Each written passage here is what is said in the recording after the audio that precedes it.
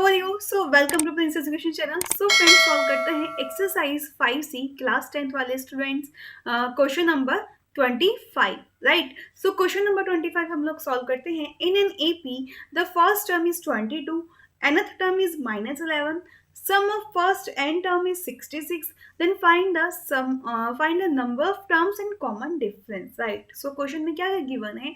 First of all you have to given first term represented by a1, that is equals to 22, nth term that is an, so represent करते हैं equals to -11, sum of first n term that is represented by sn equals to 66. You have to find out the value of number of terms that is n and common difference that is d.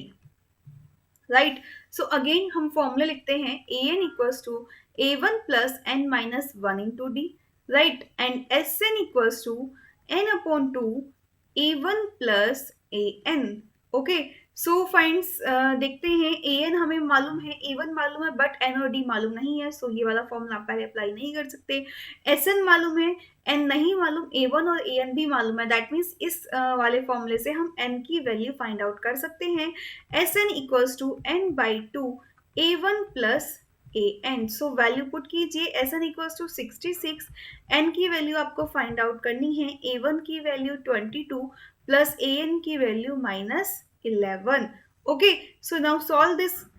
62 into two left side में multiply में आ जाएगा, equals to n into 22 minus 11, plus minus minus हो जाएगा, right. तो 66 into two equals to n into 11, right. तो 66 into two upon 11 equals to n. So 11 6 66 and n की value कितनी आ गई, 6 2 12, दैट मीन्स एन की वैल्यू कितनी आ जाती है हमारी यहाँ से 12 आ जाती है। Now you have to find out the value of d. N की वैल्यू फाइंड आउट कर ली, डी की भी फाइंड आउट करनी है। ये वाला फॉर्मूला अप्लाई कर सकते हैं, बिकॉज अब ए एन भी मालूम है, ए वन भी मालूम है, एन भी आपको मालूम हो गई।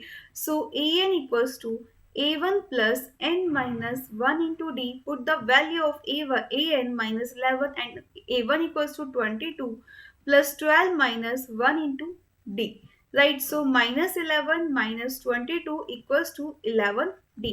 Minus 33 equals to 11d.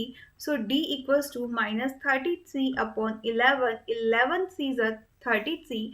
That means d equals to कितना आ जाता है, -3 आ जाता है। This is the answer.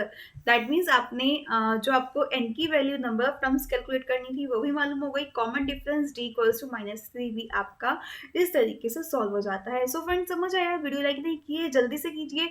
Basic concept पूरे चैप्टर का अरिथमेटिक प्रोग्रेशन का समझ लीजिएगा, उसके बिना आप क्वेश्चन को इजीली नहीं कर पाएंगे।